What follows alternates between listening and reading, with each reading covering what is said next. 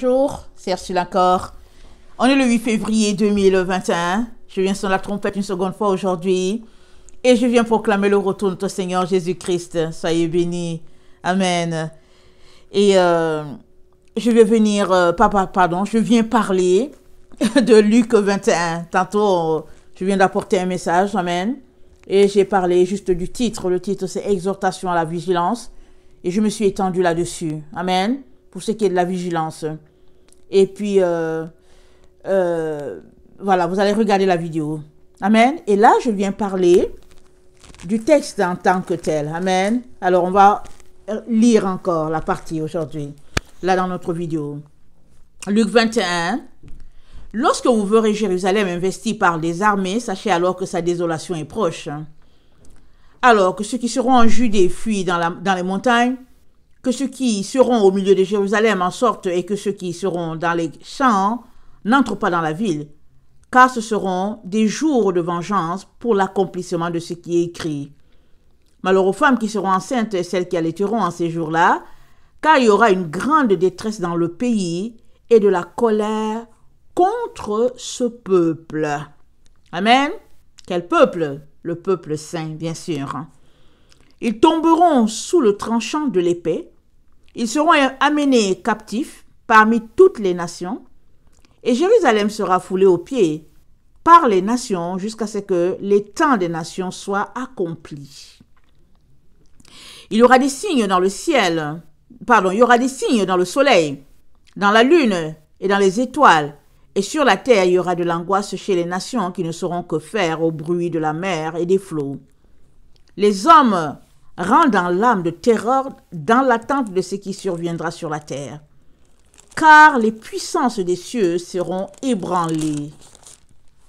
Alors, on verra le Fils de l'homme venant sur une nuée avec puissance et une grande gloire.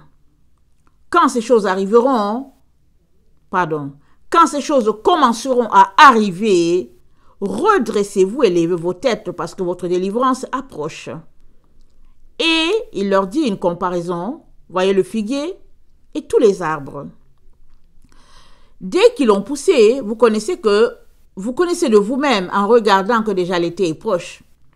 De même, quand vous verrez ces choses arriver, sachez que le royaume de Dieu est proche. Je vous le dis en vérité, cette génération ne passera point que tout cela n'arrive. Le ciel et la terre passeront, mais mes paroles ne passeront point. Amen. Quelles paroles? Les paroles par rapport à ça, ça ne passera pas. La parole de Dieu, la Bible, ça ne passera pas. Et ce que Dieu a dit par rapport à cette parole, ça ne passera pas, c'est-à-dire que Jérusalem sera investie. Amen. Elle sera foulée aux pieds par les nations. Amen. Alors, allons-y regarder un peu parce que c'est bon toujours d'aller dans les concordances pour savoir qu'est-ce que le mot veut dire. Amen.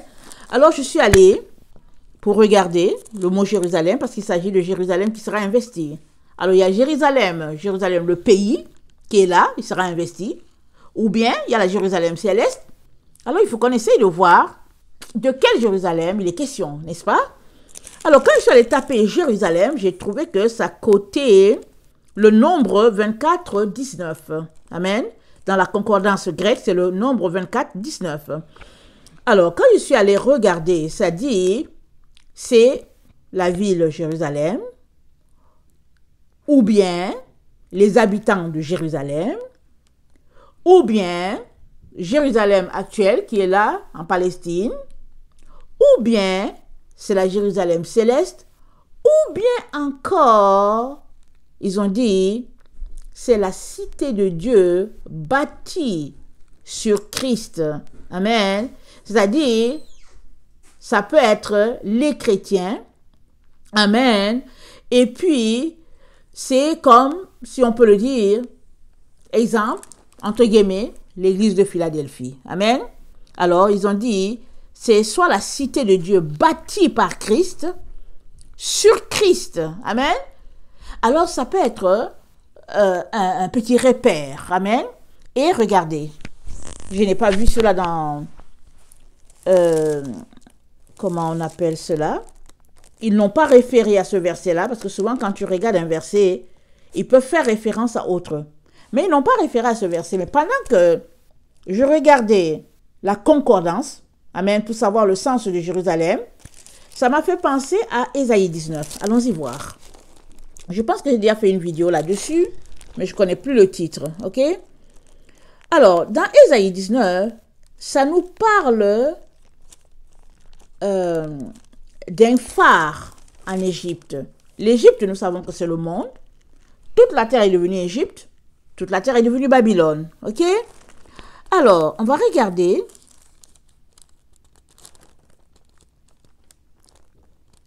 C'est dit. Ok, je vais. Ésaïe 19, le verset 16, c'est dit. En ce jour, l'Égypte sera comme des femmes. Elle tremblera et aura peur, en voyant s'agiter la main de l'Éternel des armées, quand il la lèvera contre elle. Et le pays de Juda sera pour l'Égypte un objet d'effroi. Et nous savons que Juda, Jésus est venu par Juda. Amen. Jésus est venu par Juda. Et c'est dit que le pays de Juda sera pour l'Égypte un objet d'effroi. Dès qu'on lui en parlera, elle sera dans l'épouvante à cause de la résolution prise contre elle par l'Éternel des armées. En ce temps-là, verset 18, il y aura 5 villes au pays d'Égypte. Amen. Qui parleront la langue des Canéens. Amen. Alors tu peux parler la langue d'un peuple, c'est-à-dire tu parles l'hébreu, ou bien tu peux parler la langue d'un peuple, c'est-à-dire que tu as leur culture, leurs mœurs et tout, et c'est-à-dire que tu parles comme eux. On regarde le peuple, on dit vraiment, c'est le même peuple. Ça veut dire la même foi. Exemple, ça peut aussi dire cela. Amen. Alors, il y aura, en ce temps-là, il y aura 5 villes au pays d'Égypte. Le nouvel ordre mondial, c'est le pays. Amen. Il y aura 5 villes qui parleront la langue de Canaan et qui jureront par l'Éternel des armées. L'une d'elles sera appelée ville de la destruction. Amen. En ce temps-là, il y aura un autel à l'Éternel au milieu du pays d'Égypte et sur la frontière, un monument à l'Éternel. Amen. Ce sera pour l'Éternel des armées un signe, alléluia, et un témoignage dans le pays d'Égypte. Ils crieront à l'Éternel à cause des oppresseurs et il leur enverra un sauveur et un défenseur pour les délivrer. Et l'Éternel sera connu des Égyptiens et les Égyptiens connaîtront l'Éternel ce jour-là. Ils feront des sacrifices et des offrandes. Ils feront les vœux à l'Éternel et les accompliront. Ainsi l'Éternel frappera les Égyptiens. Il les frappera, mais il les guérira. Et ils se convertiront à l'Éternel, qui les exaucera et les guérira. En ce même temps, il y aura une route d'Égypte en Assyrie. Les Assyriens iront en Égypte et les Égyptiens en Assyrie. Et les Égyptiens avec les Assyriens serviront l'Éternel. En ce même temps, Israël sera lui troisième. Israël sera lui troisième. Alors on comprend que, amen, ici ça parle de Juda et ça parle d'Israël qui sera troisième. Ça veut dire que l'Israël qui sera troisième, c'est l'Israël qui est là en Palestine, qui est là au Moyen-Orient. Amen. Alors, continuons de lire. En ce temps-là, Israël sera lui troisième, uni à l'Égypte et à l'Assyrie. En ces pays, et ces pays seront l'objet d'une bénédiction. L'Éternel des armées les bénira en disant, béni soit l'Égypte mon peuple, et l'Assyrie œuvre de mes mains, et Israël mon héritage. Béni soit l'Égypte mon peuple. Amen. Et l'Assyrien œuvre de mes mains, et Israël mon héritage. Alors Israël l'héritage de l'Éternel, c'est Israël au Moyen-Orient. L'Égypte, il dit béni soit l'Égypte mon peuple, ça dit, Israël, mon peuple, ça dit la ville de destruction, là il y aura la ville de destruction, et puis l'Assyrien œuvre de mes mains, et puis l'Assyrien ici ça fait référence à tous ceux-là qui ne croient pas en Dieu, amen, et puis qui croiront, amen. Alors, voilà un peu ce que ça dit. Retournons à, on était à Luc 21, et on était on était à Luc 21, voilà, on a lu, on dit, Jérusalem sera, attendez, alors, ceux qui seront en Judée fuiront dans les montagnes, les gens, ce sera la débandade, amen, car ce sera des jours de vengeance pour l'accomplissement de ce qui est écrit. Et qu'est-ce qui est écrit? C'est écrit que Israël, les descendants d'Abraham doivent retourner à la terre, leur terre, telle que Dieu a donnée à Abraham. On sait tous qu'ils n'ont jamais pu vivre là-bas, d'abord par leur propre décision de marcher dans le péché, ils ont été déportés. Et après, chaque fois qu'ils ont voulu retourner, alors les gens sont venus, ils ont pris le pays, et puis bon, voilà, c'est à ne rien comprendre, amen. Et même quand aujourd'hui ils veulent retourner, en tout cas, il y a d'autres peuples qui sont installés là-bas, qui se sont fait les seigneurs des lieux, amen. Et même les vrais, ils sont souvent comme dans des ghettos, ils sont mis dans un coin, et puis bon, voilà. Et le Seigneur dit que c'est ça qui a été prévu. Il dit, les choses vont s'accomplir. Les choses telles qu'elles ont été prévues vont s'accomplir.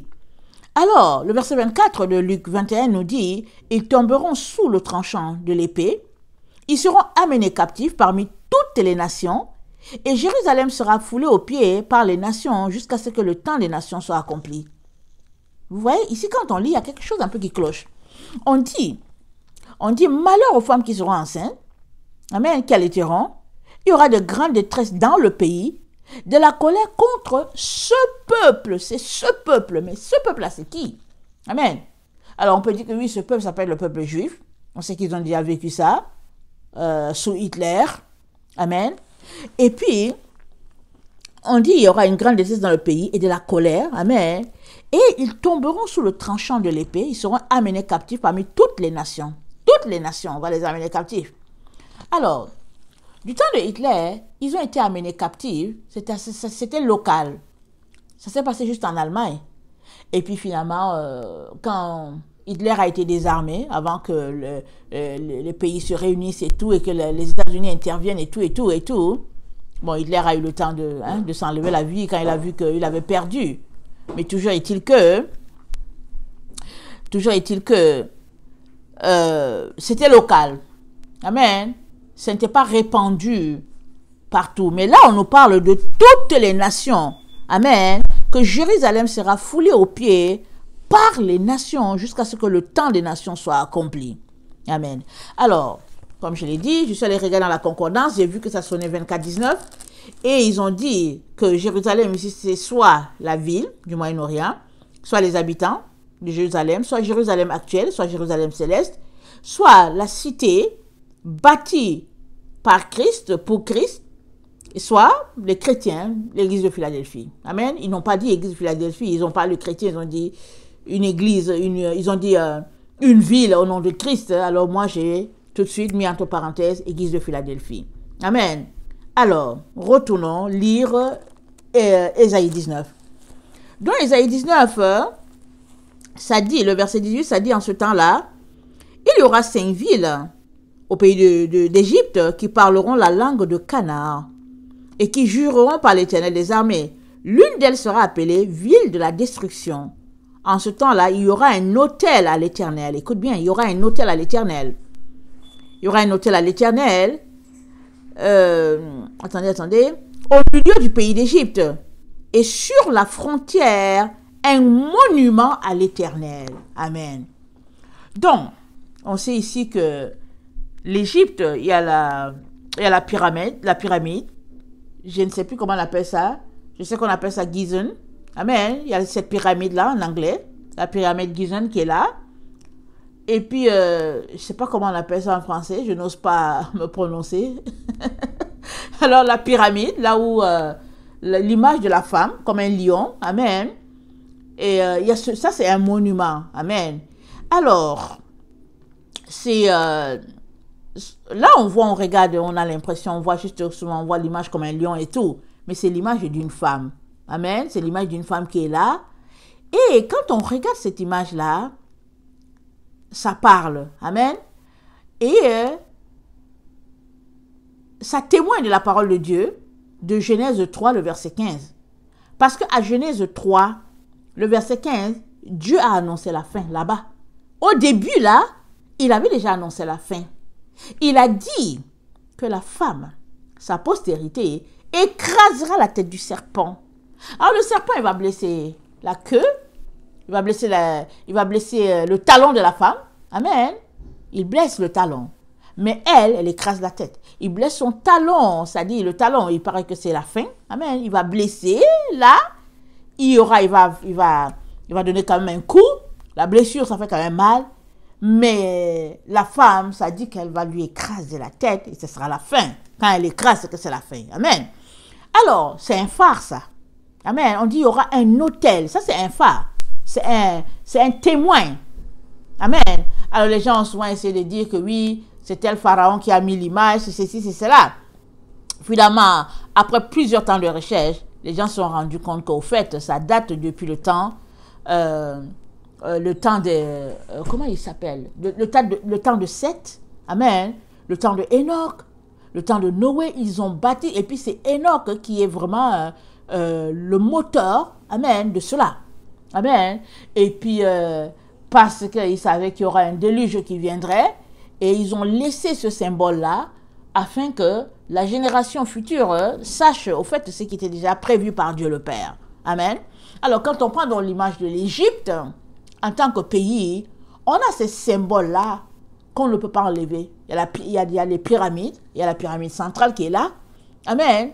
Et puis qui est au centre, on dit pareil que c'est au centre de la terre. Amen.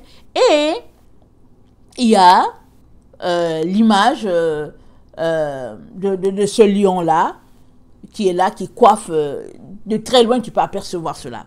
Alors, donc quand on lit ce passage, ça dit, le verset, attendez, on va lire Ésaïe 19, le verset 12. Où sont-ils donc tes sages, qu'ils te fassent des révélations, et qu'on apprenne ce que l'Éternel des armées a résolu contre l'Égypte? Les princes de sang, de Soin sont fous, et les princes de Noph sont dans l'illusion. Les chefs des tribus égarent l'Égypte. L'Éternel a répandu au milieu d'elle un esprit de vertige, pour qu'ils fassent chanceler les Égyptiens dans tous leurs actes, comme un homme ivre chancelle en vomissant.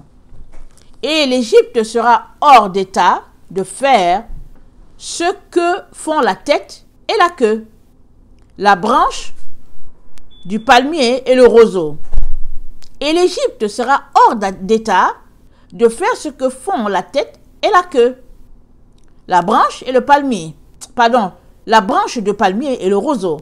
En ce jour, l'Égypte sera comme des femmes.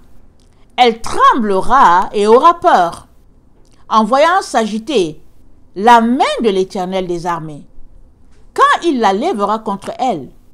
Et le pays de Juda sera pour l'Égypte un objet d'effroi. Dès qu'on lui en parlera, elle sera dans l'épouvante à cause de la résolution prise contre elle par l'Éternel des armées. Alors, l'Égypte, Juda sera un objet d'effroi. Mais pourquoi Juda? Jésus est venu par Juda. Alors, Jésus est venu par Juda et il nous a donné la vie éternelle. Amen. Alors, les descendants de Juda, ils sont dispersés sur toute la terre. Amen. Il y a Juda par le sang, et aussi Juda par l'esprit, amen, à cause de Jésus-Christ. Amen. Alors, les vrais chrétiens, amen, les enfants de Juda là, amen, amen, c'est dit que Juda sera un objet d'effroi pour l'Égypte. L'Égypte va trembler quand il va penser à Juda. Amen. Alors, retournons lire notre texte. Attendez, il ne faut pas que je me perde. Alors, Ésaïe 19, le verset 17 dit, « Et le pays de Juda sera pour l'Égypte un objet d'effroi. Dès qu'on lui en parlera, elle sera dans l'épouvante, à cause de la résolution prise contre elle par l'Éternel des armées. » L'Éternel des armées a pris une résolution. C'est ça que le texte nous dit. Allons-y lire Apocalypse 11. Amen. Et la résolution qu'il a prise... Attendez, je vais aussi ouvrir mon texte. Il ne faut pas que je perde mes passages.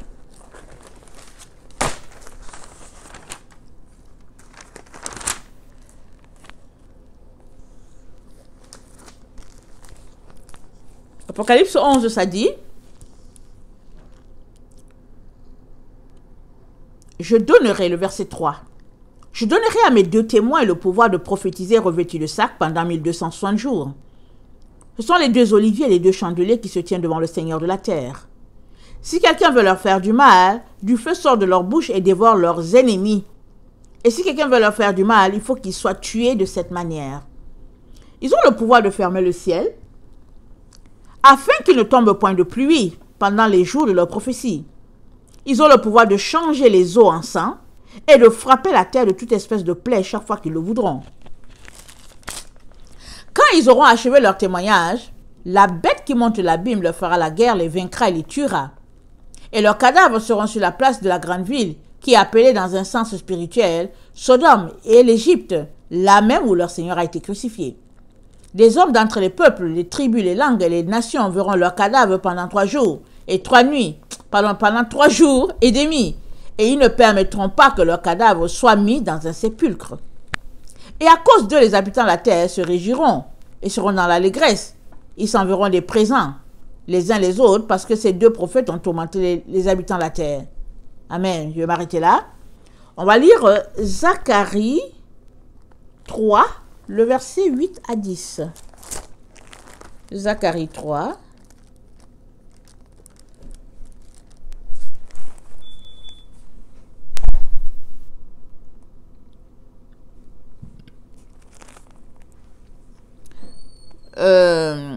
Zacharie 3, je vais commencer à lire à verset 6. L'ange de l'Éternel dit à Josué, fit à Josué cette déclaration. Ainsi parle l'Éternel des armées. Si tu marches dans mes voies, et si tu observes mes ordres, tu jugeras ma maison, et tu garderas mes parvis, et je te donnerai libre accès parmi ceux qui sont ici. Écoute donc Josué, souverain sacrificateur, toi et tes compagnons qui sont assis devant toi, car ce sont des hommes qui serviront de signe. Voici, je ferai venir mon serviteur le germe, car voici, pour ce qui est de la pierre que j'ai placée devant Josué, il y a 7 yeux sur cette seule pierre. Voici, je graverai moi-même ce qui doit y être gravé, dit l'Éternel des armées, et j'enlèverai l'iniquité de ce pays en un seul jour. En ce jour-là, dit l'Éternel des armées, vous inviterez les uns les autres sous la vigne et sous le figuier. Amen, vous inviterez sous la vigne et sous le figuier. Amen. Et je pense que ça a un sens ici, mais je n'ai pas pris le temps pour le regarder. Amen. Mais ça ne me surprendrait pas que la vigne fasse allusion à Israël et puis le figuier fasse allusion à une nation païenne. Amen. Mais je préfère mettre ça comme ça parce que j'ai oublié de le chercher. Je ne me suis pas arrêté là-dessus. Amen. Alors, on va lire. Attends, ça c'est Zacharie 3, le verset... attendez, j'ai lu 8 à 10, voilà.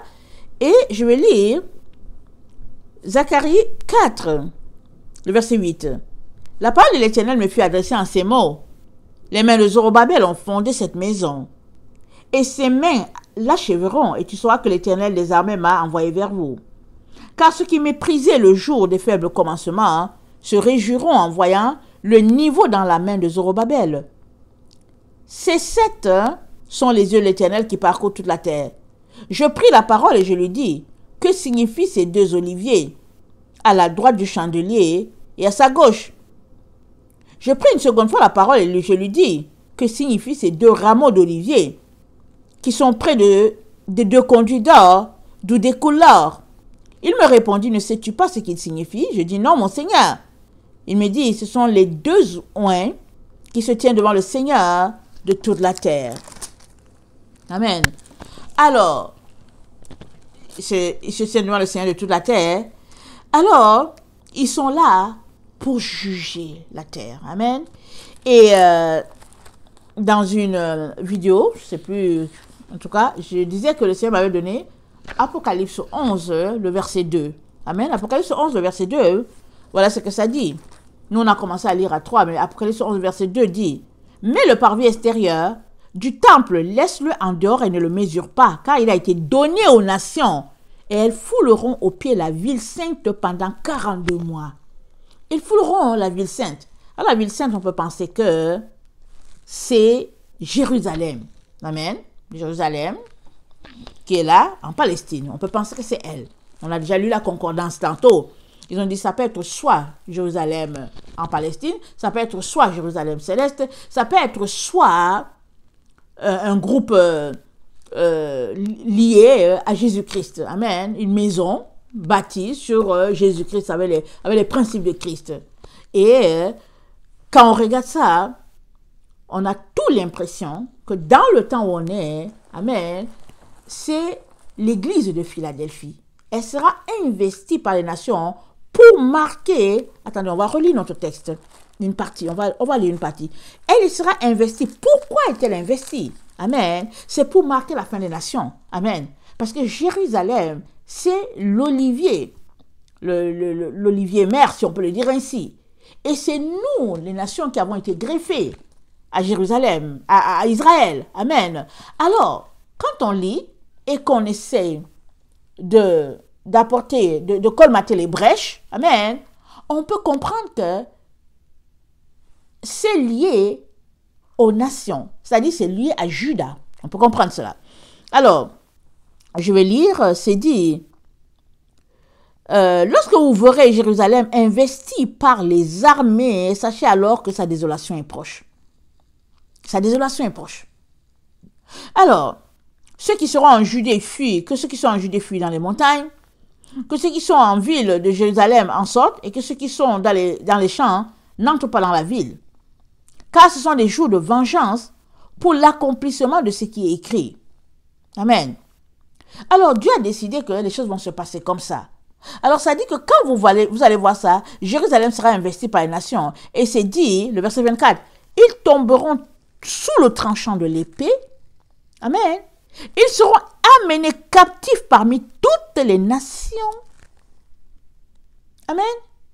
Et Jérusalem sera foulée aux pieds par les nations jusqu'à ce que le temps des nations soit accompli. Alors, si ça fait référence à Juda, amen, ça veut dire que ça fait référence aux chrétiens. Alors, ça veut dire que on dit qu'ils seront amenés captifs dans toutes les nations. Alors, on comprend que, amen, on comprend que ça veut dire qu'il y aura un décret demandant aux différents pays de faire sortir les chrétiens. Amen. Et ça, c'est pas nouveau. Hitler l'a fait. C'était juste local en Allemagne. Et là, c'est écrit, c'est dit dans toutes les nations. Et puis le Seigneur Jésus-Christ a dit quoi? On a lu. Il a dit, le verset 33 de Luc 21, il a dit, le ciel et la terre passeront, mais mes paroles ne passeront point. C'est ça qu'il a dit. Alors, c'est dit, ils seront amenés, ils tomberont sous le tranchant de l'épée. Amen. Et puis, ils seront amenés captifs parmi toutes les nations. Et Jérusalem sera foulée aux pieds par les nations, jusqu'à ce que le temps des nations soit accompli. Alors, il se pourrait que Jérusalem en Palestine, la ville, soit investie. Il se pourrait que là où il y a les chrétiens, ça puisse être investi. Et puis, partout là où il y a les chrétiens, c'est investi. Amen. Alors, foulé. Et on n'a pas une idée de ce qui va arriver. Mais Dieu, il sait. Mais il nous donne l'information que toutes les nations de la terre, amen, Jérusalem sera foulée, amen, aux pieds par les nations jusqu'à ce que le temps des nations soit accompli. Amen. Alors, donc Hitler, il faisait sortir les gens de leur maison, et tout, il faisait sortir les Juifs, on dit de sortir, et puis ils sortaient, et puis on les dépossédait complètement. Amen. Mais nous, on sait qu'on est dans le temps de la fin, et puis on sait aussi que avec l'événement du Covid, on sait qu'en un seul jour, amen, ils ont décidé d'annoncer qu'il y avait le Covid et puis tout le monde est sorti. Et puis, dans peu importe le pays, chacun disait Covid, Covid, Covid, ils ont tout synchronisé. Et même là où nous sommes, il suffit juste d'écouter souvent un peu le journal, un peu, amen. Et souvent mes enfants me font écouter, ils disent maman, regarde comment ils sont synchronisés les journalistes. Et ils disent la même chose les journalistes. Même chose, peu importe le pays, ils disent la même chose. Alors, quand tu lis ça, tu te dis, est-ce qu'ils ont lu ça dans un manuel? Que, exemple, 30, 60 stations de la Terre, 100 stations de la Terre disent le même mot pour souhaiter la bienvenue ou bien pour parler du Covid, parce qu'on a vu ça avec le Covid. Avant, on ne voyait pas ça tellement. Mais avec le Covid, on a vu cela. On a vu cet événement-là où les différentes chaînes de télévision sont synchronisées. Alors, on comprend que c'est quelque chose qui ne sera pas compliqué pour les différentes nations de synchroniser, amen, la chute des chrétiens. Surtout que c'est un groupe qui a une façon de se comporter, qui ne croit pas que le vaccin, en tout cas, soit nécessaire, parce que c'est un groupe qui exerce sa foi, parce que nous, on pense que même s'il y a une maladie, Dieu est capable de nous guérir, et puis on pense qu'on n'a pas besoin de cela. Amen. Alors, voilà un peu ce qui va se passer. Alors, je vais lire un passage, je ne sais pas si je vais le trouver, je ne l'avais pas préparé, mais on va voir. Je vais voir, peut-être que je pourrais le trouver ici. Attendez.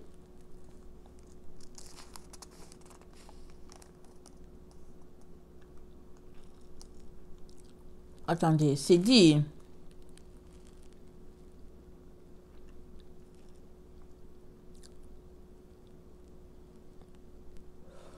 Attendez, je voulais lire le passage où c'est dit que on fera sortir les chrétiens de leur maison, parce que je suis dans 4 Esdras.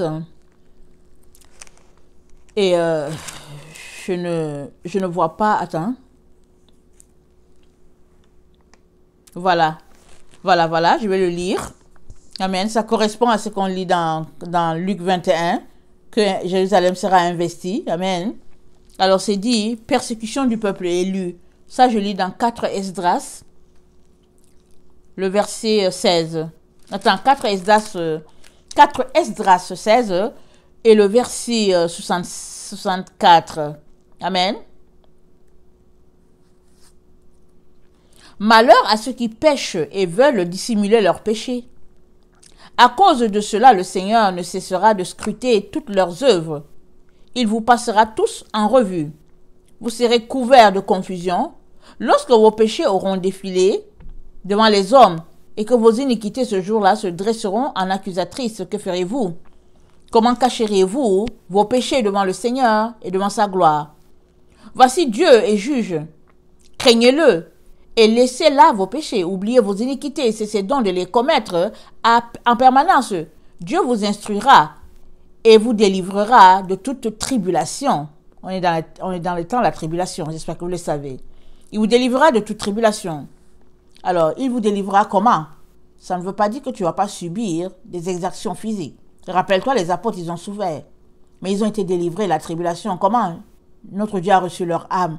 Alors, écoute bien, enlève de ta tête que tu ne vas pas souffrir. Alors, si tu ne veux pas souffrir, tu ne seras pas vainqueur jusqu'au bout. On dit celui qui vaincra, c'est celui-là qui aura la couronne. Ce n'est pas celui-là qui dit qu'il est chrétien, c'est celui qui vaincra. Alors, notre Dieu nous délivrera de toute tribulation. Ça ne veut pas dire que la souffrance physique est exclue. Donc, ça, c'est bon que je puisse apporter cette précision-là. Amen. Voici en effet que s'enflamme contre vous la fureur d'une foule considérable. On saisira certains des vôtres, on les nourrira de viande immolée aux idoles. Ceux qui auront consenti à cela deviendront pour eux objet de dérision, d'affront et de mauvais traitements. Car à l'Osiaé et dans les villes voisines, il y aura un soulèvement général contre ceux qui craignent le Seigneur. Ils seront comme des fous, n'épargnant personne pour piller et faire périr ceux qui craignent encore le Seigneur. On dévastera en effet, on pillera leurs moyens de subsistance et on les chassera de leur propre maison. Amen. On est dans les temps où ces choses-là vont arriver. Amen. On est dans le temps. Et la Bible nous dit dans Luc 21, comme il le lit, quand vous verrez Jérusalem investie, amen, vous savez que son temps, sa délivrance est proche, attendez. C'est dit, lorsque vous verrez Jérusalem, je suis dans Luc 21, lorsque vous verrez Jérusalem investie par les armées, sachez alors que sa désolation est proche. Alors, que ceux qui seront en Judée fuient dans les montagnes, et que ceux qui seront au milieu de Jérusalem en sortent, et que ceux qui seront dans les champs n'entrent pas dans la ville, car ce seront les jours de vengeance pour l'accomplissement de tout ce qui est écrit.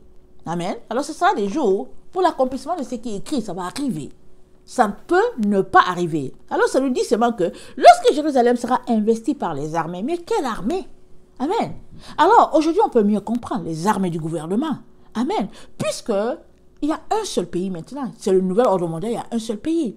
Il suffit juste qu'ils s'entendent et puis ils vont mettre en exécution. Alors ils se sont entendus, ils ont dit que oui, il y a le Covid et tout ça et tout. Ils sont en train de s'entendre, tout le monde doit porter le masque et puis et puis et tout. Alors qu'il y a un groupe sur la terre qui dit qu'on ne va pas faire, alors imaginez ce qu'on va leur faire parce qu'on dit qu'ils seront traînés dans toutes les nations. Et nous savons tous que dans toutes les nations, il y a au moins un représentant de Jésus. Amen. Les vrais enfants de Dieu savent que leur autorité, c'est Dieu.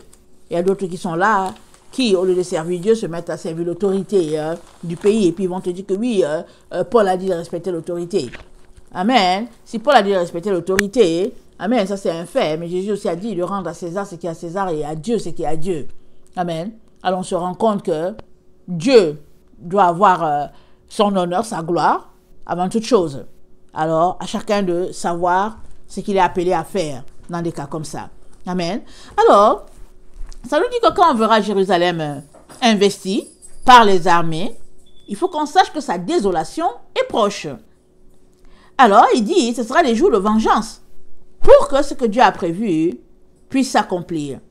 Le verset 24 se dit, ils tomberont sous le tranchant de l'épée, ils seront amenés captifs parmi toutes les nations, et Jérusalem sera foulée aux pieds par les nations, jusqu'à ce que le temps des nations soit accompli.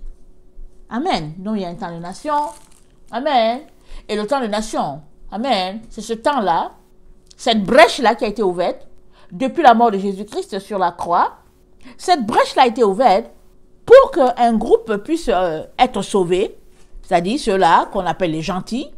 Ils ont été sauvés par Jésus. On comprend que la Bible parle de Judas. Amen. On comprend que dans Ésaïe, amen, en ce temps Jésus n'était pas encore venu. On comprend que dans Ésaïe, le prophète parle de l'Égypte et de comment Judas sera un effroi. Amen, un sujet d'effroi pour l'Égypte. Et donc, allons-y, lire Apocalypse 11. Alors, on dit, je vais lire Apocalypse 11, le verset 4, c'est dit, ce sont les deux oliviers et les deux chandeliers qui se tiennent devant le Seigneur de toute la terre. Si quelqu'un veut leur faire du mal, du feu sort de leur bouche et dévore leurs ennemis. Si quelqu'un veut leur faire du mal, il faut qu'ils soient tués de cette manière. Ils ont le pouvoir de fermer le ciel, afin qu'il ne tombe point de pluie, pendant le jour de leur prophétie. Ils ont le pouvoir de changer les eaux en sang, et de frapper la terre de toute espèce de plaie chaque fois qu'ils le voudront. Quand ils auront achevé leur témoignage, la bête qui se monte l'abîme leur fera la guerre et les vaincra et les tuera. Amen. Alors, ce passage-ci nous montre comment, en tout cas, la puissance de Dieu sera active par les témoins de la fin. Ça nous rappelle un peu ce qui s'est passé avec Moïse et puis Pharaon. Pharaon et ses magiciens et Moïse et la puissance de Dieu. Moïse avait son bâton et puis Pharaon aussi a envoyé ses magiciens. Alors quand Moïse a lancé son bâton, ils ont aussi lancé les leurs.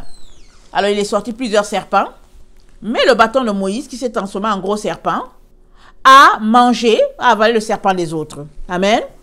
Alors, a avalé tous les autres serpents. Comme quoi, c'est Dieu qui règne, c'est Dieu qui est le dominateur. Alors, on va assister à un temps comme ça sur la terre. Alors, dans le temps de Moïse, c'était local, c'était Moïse, un juif, face à Pharaon, amen, une nation païenne, Pharaon et puis son règne, amen. Mais ici, ça sera le Dieu témoin à la fin, hein, face au nouvel ordre mondial. Est-ce qu'on comprend que ça va bouger? Oui, ça va bouger. Ça va bouger. Amen. Alors, ça dit que, en tout cas, que si quelqu'un veut leur faire du mal, en tout cas, ce qui sort de leur bouche là, ça tue leurs ennemis. C'est ça que ça dit. Alors, qu'est-ce qui sort de leur bouche? Certainement le pouvoir, la parole. C'est ça qui sort de leur bouche. Mais ça dit que quand ils auront fini, c'est-à-dire après 3 ans et demi, quand ils auront fini, c'est dit que la bête qui sort de l'abîme leur fera la guerre et les vaincra. Amen. Et une fois qu'ils sont vaincus, qu'est-ce que vous pensez? Tous ces chrétiens-là qui se sont levés, qui étaient contents parce que la Bible dit, quand vous allez voir ces choses arriver, réjouissez-vous parce que votre délivrance est proche. Alors tous ces chrétiens-là qui étaient contents, qui avaient eu du zèle, parce qu'ils auront du zèle pour prêcher quand ils vont voir les deux témoins à la fin, tout le monde va dire, ah oui, allons-y, c'est le temps, allons-y, allons-y. Mais ils vont mettre, le gouvernement va mettre là, monsieur, ils seront les ennemis des nations. Pensez un peu à ce qui s'est passé du temps de Esther. Comment Naaman, pas Naaman, comment, attendez, il y a Mardochée et il y a, j'oublie son nom. Amen. Il y a cet ennemi-là. Amen. Mardochée, c'est le cousin d'Esther. Et il y a cet ennemi-là qui voulait, au fait, en finir avec, qui voulait en finir avec Israël. Amen. Et là, un décret est sorti, et qu'au lieu que ce soit les ennemis finalement qui ont tué, au lieu que ce soit les ennemis qui ont eu raison d'Israël, c'est Israël qui a eu raison des ennemis. Amen. Parce que Esther a réussi à renverser le décret. Amen. Mais aujourd'hui, ce ne sera pas ça. Amen. Alors, c'est dit qu'ils ont été livrés, que les chrétiens ont été livrés. On va lire cela. Alors, Apocalypse 13, ça dit, Apocalypse 13, le verset 7, « Il lui fut donné de faire la guerre aux saints et de les vaincre. Et il lui fut donné de autorité sur toute tribu, tout peuple, toute langue et toute nation. Et tous les habitants de la terre l'adoreront, ceux dont le nom n'a pas été écrit de la fondation du monde dans le livre de vie de l'agneau qui a été immolé. » Amen. Apocalypse 13, on dit, « Je vis monter de la mer, une bête qui avait 10 cornes, 7 têtes, et une de ses, et sur ses cornes, dit diadème, et sur ses têtes, le nom de blasphème. La bête que je vis était semblable à un léopard, ses pieds étaient comme ceux d'un ours, sa gueule comme une gueule de lion. Le dragon lui donna la puissance et son trône et une grande autorité. Et je vis l'une de ses têtes comme blessée à mort, mais sa blessure mortelle fut guérie, et toute la terre était dans l'admiration derrière la bête. » Amen. Alors, on comprend que quand cette bête-là réussira à tuer les deux témoins à la fin, parce qu'il prophétise pendant 1260 jours, c'est-à-dire que 3 ans et demi, quand elle réussira, la terre va l'acclamer, parce qu'ils auront fait comment on appelle ça? Ils auront fait du tapage sur la terre au nom de l'Éternel, parce que la ville sera investie. Amen. Et on a lu dans Ésaïe 19 qu'il y aura un phare en Égypte, et la ville, ce sera la ville de destruction. Ça veut dire que il y aura, comment on appelle ça, la ville sera assaillie et les armées vont venir. Et Dieu dit, ça ne va pas manquer d'arriver. Il dit, ça va arriver sûrement. Il dit que ça ne va pas passer parce que sa parole est sortie, elle a été déclarée, cette parole-là doit s'accomplir. Il dit, les choses du monde vont passer, mais sa parole ne passera pas. Alors, quand on comprend cela, qu'on s'arrête, on doit réaliser que s'il y a une chose qu'on doit faire, c'est de se préparer. C'est pourquoi le titre de la vidéo a été d'être vigilant. Amen. Ça dit d'être vigilant. Alors j'ai divisé ça en deux. Alors j'ai prêché sur la vigilance, sur la vidéo d'aujourd'hui, la première. Et maintenant sur celle-là, c'est une information que le Seigneur nous donne. Il nous donne que les chrétiens, amen, ils seront amenés captifs. Amen. Ils vont subir des choses difficiles. Mais on a aussi lu, Dieu dit, je vous garderai à l'heure de la tentation et de la tribulation qui va venir sur la terre afin d'éprouver les habitants de la terre. Apocalypse 3, le verset 10, on va le lire rapidement. Apocalypse 3, le verset 10, ça dit ceci. Il dit, parce que tu as gardé la parole de la persévérance en moi, je te garderai aussi à l'heure de la tentation qui va venir sur le monde entier pour éprouver les habitants de la terre. Amen. La tentation, elle vient pour nous éprouver. Il dit, ok, je pense que le passage, ce n'est pas ici. Il faut que je lise le passage avec le mot tribulation. Attendez, je vais voir si je peux le retrouver. Attendez. Bon, on dirait que je ne veux pas forcément trouver exactement ce passage parce que je ne l'avais pas préparé à l'avance, mais il y avait le mot tribulation. Amen. Alors il dit, je veux te garder à l'heure de la tentation qui va venir sur le monde entier Et nous savons tous que nous sommes dans ce temps d'épreuve-là où on est appelé à dire non à certaines choses. On est appelé à toujours aller en opposition avec ce que les autorités nous proposent à cause de notre foi. Amen. Alors j'ai trouvé le mot. Alors c'est dans Apocalypse 2, le verset 10, ça dit « Ne crains pas ce que tu vas souffrir. Voici le diable jettera quelques-uns de vous en prison, afin que vous soyez éprouvés et que vous aurez une tribulation de 10 jours. Sois fidèle jusqu'à la mort, et je te donnerai la couronne de vie. » Alors, la tribulation, ça fait partie un peu de la vie du chrétien. Et il y a des époques où il y a plus de tribulation, il y a moins. Si on prend par exemple les églises de la Chine, les églises des pays arabes, c'est des gens qui vivent la tribulation constamment. Amen.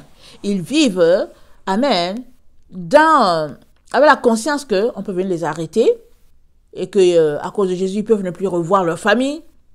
Mais nous, en Occident, on a une vie calme. Alors on pense que la norme, c'est la vie de l'Occident où c'est calme. Mais le Seigneur nous dit, dans le temps où nous sommes, toutes les nations se lèveront contre Jérusalem.